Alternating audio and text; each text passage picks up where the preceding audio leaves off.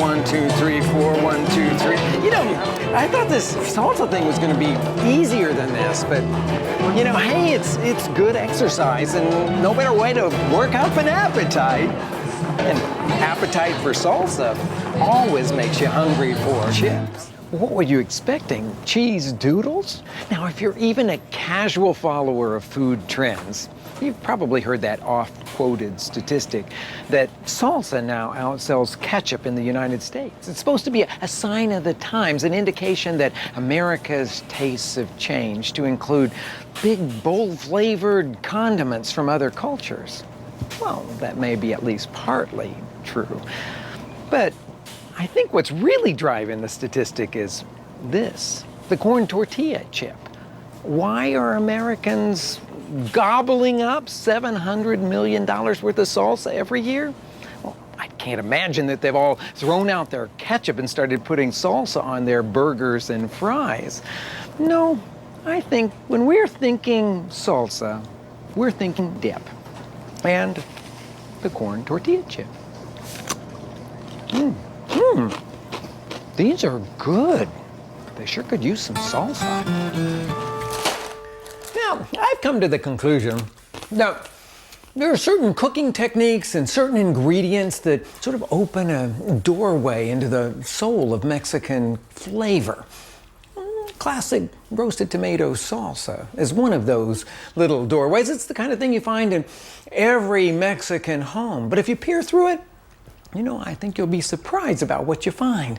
It'll look like regular salsa, but if you take the time to buy some really ripe tomatoes and then you roast them, and you roast the garlic and the green chilies that go with them, why, I can guarantee you that you're going to be blown away with the flavor.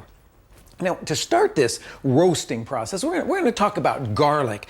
I've got a head of garlic here that's been broken open, 3 cloves still in their papery skins. I'm going to put them directly into a skillet, no oil, dry skillet, heated over medium. We'll let them roll around there for about 15 minutes along with a couple of green chilies. These are jalapeno chilies. And after about 15 minutes of turning them there every once in a while, they'll get completely soft on the inside. Yeah, they'll get little black spots here and there, but that'll just add to the roasty goodness. It's the sweetness that comes out in the roasting that we're after. Now, with the tomatoes, you put those under direct heat too, but in a different place. I'm going to slide them under a preheated broiler about 4 inches away, really close. And after 5 or 6 minutes, they're going to start to get little black splotches on them too. The skins may burst apart, and then we'll flip them over and let them roast for another 5 or 6 minutes until they're completely soft. Now, after everything is cooled, we peel the tomatoes. The peel will just come right off of them. You want to check to make sure that they don't have too big a core. If it's very large, then you'll want to cut that out. And then the garlic, well, that's easy to peel. Once that's cooled off, that papery skin will just come right off of the soft clove of garlic on the inside. I keep saying soft because if it's not soft, it won't be sweet. Okay, so now, once that's all done, the finishing of the salsa is really just a matter of bump and grind, shall we say. And there's no better piece of equipment to finish this salsa than the classic molcajete from Mexico. It's made from volcanic basalt, and its sort of gravelly texture and the weight of the pestle gives you a beautiful textured salsa. Okay, to start this, well, I'm going to take the last of the stems off of the roasted green chili with the 3 cloves of garlic, and I'm going to make a paste out of that. Sort of just a rock, pivot, rock, turn, rock, pivot, rock, turn. Now, once that's to a pretty smooth paste, it'll still have some texture. We're going to start crushing the tomatoes in there. We want to make them into a kind of coarse puree. A little fresh chopped cilantro and some chopped white onion are the next 2 ingredients that go into our salsa. You know, I always like to run chopped onion under cold water when I'm going to use it raw in a salsa because it takes away a lot of that onion bite. And that'll go directly into the molcajete along with cilantro. I'm gonna give it a spoonful of salt and a squeeze of fresh lime. That'll add the same kind of brightness that you'll find salt adding. Squeeze it through the beautiful Mexican lime squeezer that turns those lime halves just inside out. Stir that up. Now, if you notice that your salsa is kind of thick, too thick for whatever you want to use it for, add a little bit of water at this stage. I'm going to give it a taste. That roastiness just is beautiful in that. Now I'm ready to pack it into a jar. You know the wonderful thing about making a salsa out of roasted ingredients? It's the fact that you can put it away in the refrigerator and it'll keep beautifully for a couple of days, unlike a chopped fresh tomato salsa. Then you can have it there to use as an ingredient in other dishes. You could call it a secret weapon. Or if you want just a little gentler metaphor, you could call it an invitation to the dance.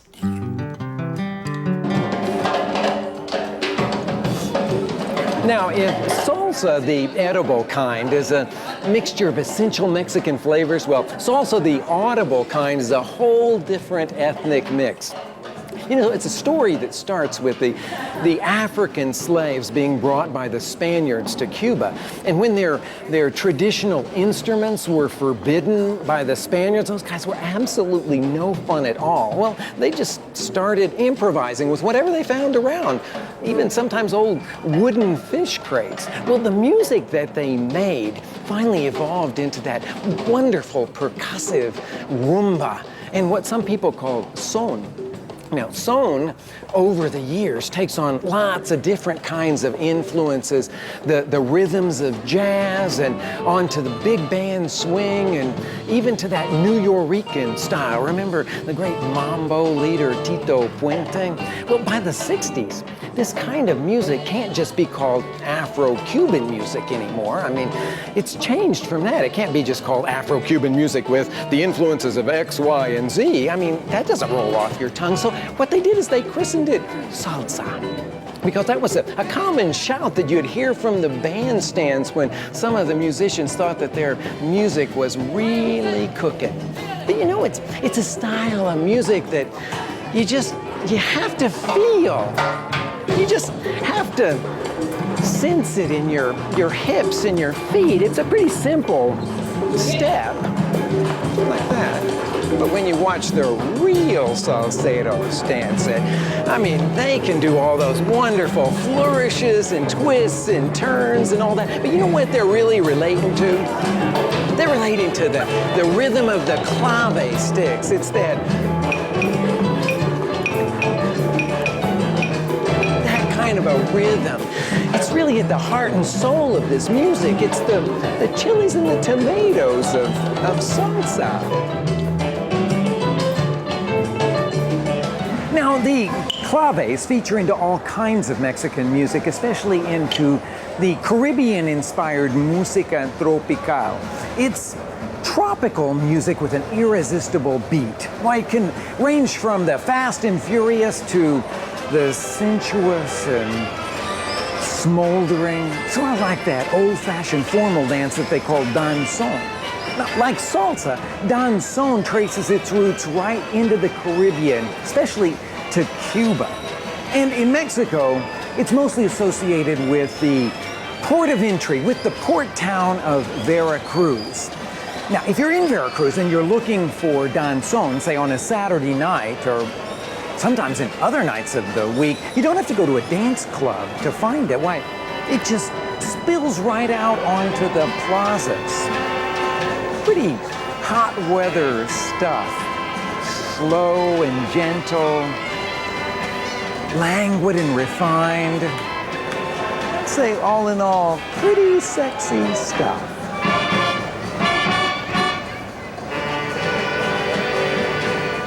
You know, there was a time when I'd been down in the plaza for quite a while watching them dance danzon.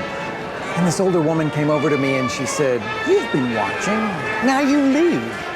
Well, I did my best, but when we got to that 4-count pause, she looked up at me and said, This is the moment that we pause, fan ourselves, and tell secrets.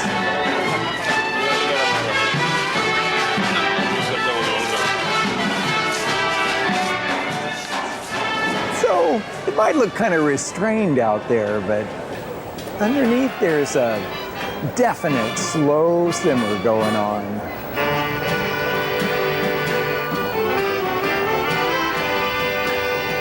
Speaking of simmering and salsa, there's another tradition that I love to take advantage of here in Veracruz. Now maybe you've heard of the lambada. Well, in Veracruz they've got the tumbada, and it's every bit as hot and steamy, and a whole lot more delicious.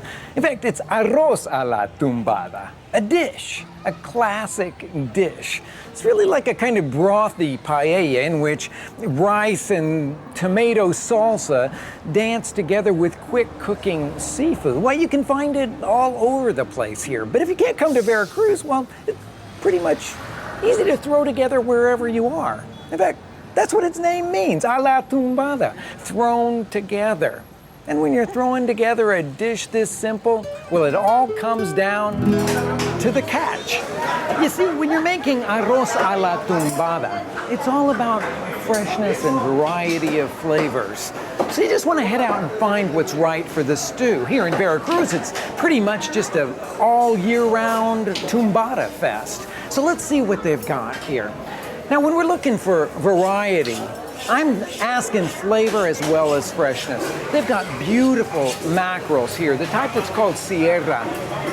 Looking at it, it's gorgeously fresh, but it's pretty strong flavor. Might kind of muddy this stew. Oh, but what about this one here? ¿Puedo tocarlos para mostrarle, verdad, por favor? I always ask before I touch anything in a Mexican market. That's the custom here. Well, this is a huachinango, or a type of red snapper. It looks beautifully fresh. You can see it's got a very clear eye. When I open the gill, it's beautifully red. Touch the flesh and it's firm. And then last, smell it. It smells like the sea. This would make a great choice because snapper's always a kind of complex but light flavor. It would marry beautifully with everything else. But we don't just want fish. We want to add a variety of textures and flavors. Well, shrimp for sure. I want shrimp because I like its meatiness, I like its sweetness. And then clams. Clams are going to add deep, rich complexity, and I love these dark clams that they have here on the Gulf of Mexico. The crab. Crab is sweet and complex, and thank goodness we can just buy crab, those little blue crabs already picked. They have such great flavor. What's caught my eye is robalo. Now that's the one with the dark stripe all down here, and you find it just everywhere in Mexico. It's kind of like the cod of Mexico or the halibut of Mexico. It's beautiful, firm, white, light. It'll marry wonderfully with all the rest of the flavors that we've chosen. Señor, yo voy a querer un medio kilo. Once you've got the goods, well, the basic tumbada steps are really pretty simple. So simple, in fact, that even right here on the beach in Veracruz, you could make it. All you really need is just a heat source. Let's see now, I brought along also my chef's code. Pot to make it in. They don't call me the survivor for nothing. A little bit of oil and salsa. Step one, heat a little bit of oil in the pot.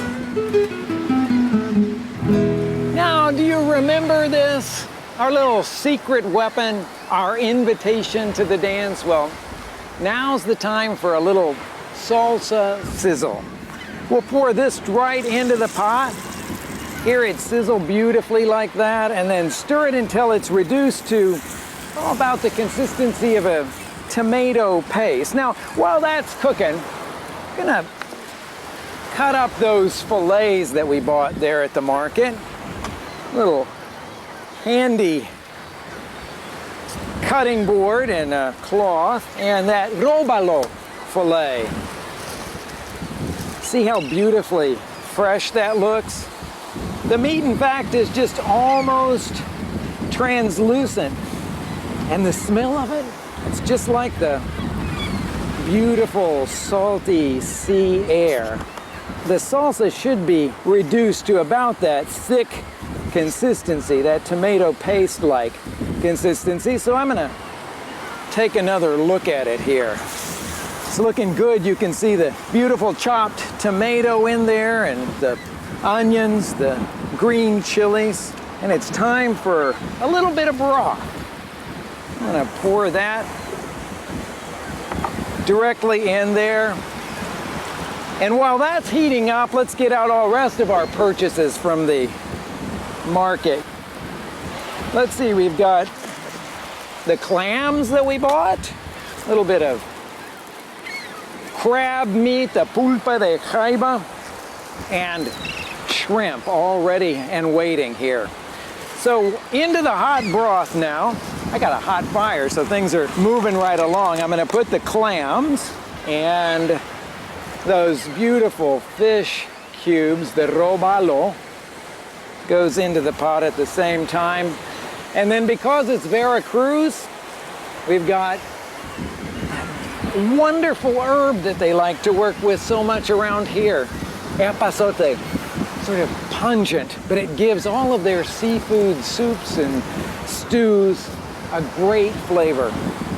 Nestle that right into the pot, and we'll let that come to the boil, and when those clams all open, we'll be ready to take the next step. Now that the clams are opening, I'm gonna stir in the shrimp first. They're peeled and deveined, and then all that beautiful crab meat. That'll take just a couple of minutes for the shrimp to cook through and the crab to heat up. It's of course already cooked, and we're on to our final steps of preparation. Okay, so much for the tumbada. Now for the arroz. Well, you could use takeout leftover rice if you wanted for making this very simple dish, but I've made it in the typical Gulf Coast style. That's the white rice pilaf, where you start by sauteing onions and garlic together with the dry, raw rice, then adding broth to it and some salt and letting it simmer slowly, slowly until the rice is completely cooked. You want to stir just enough of it into this dish to kind of give yourself a brothy paella consistency. How's that look? I think that's just about right. It's sort of more of a soup, if you will, than a dry paella. But I think that looks just about right.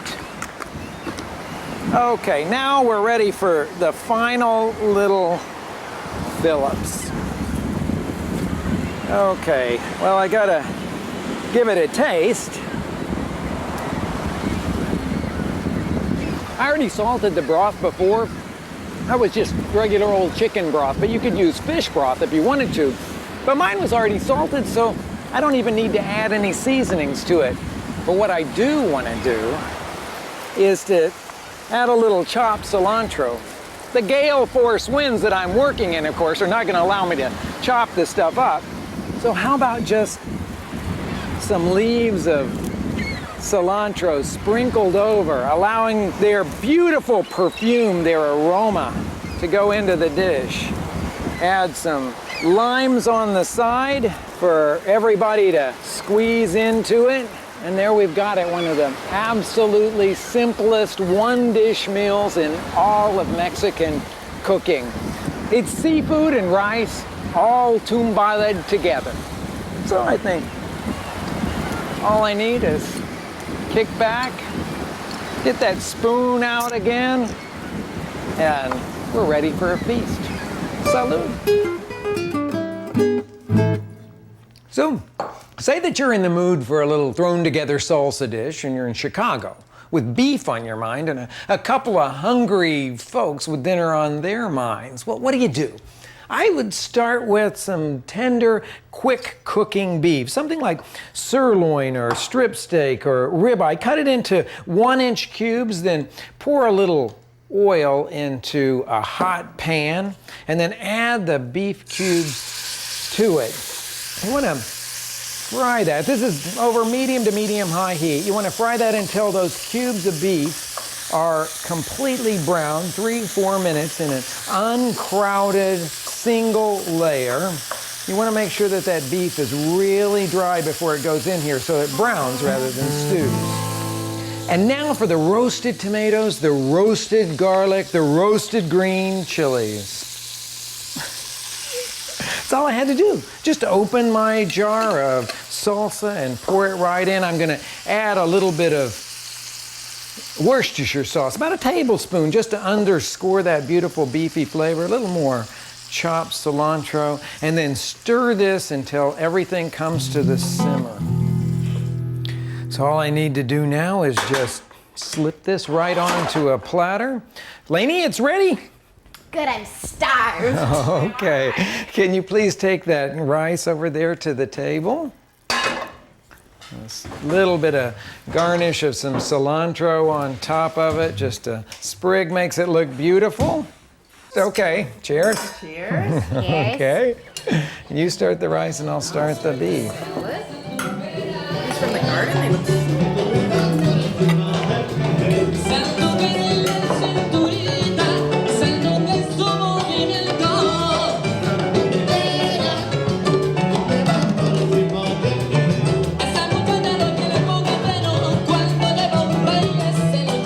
One, two, three, dip. 1, 2, 3, dip. 1, 2, 3, dip. I think I'm really getting the hang of this. Now, so whether you're throwing a party or just throwing dinner together, this stuff can be a real lifesaver. So I say, shimmy on into the kitchen and start practicing your salsa steps. Soon you're gonna be cooking like a seasoned salsero. 1, 2, 3, dip.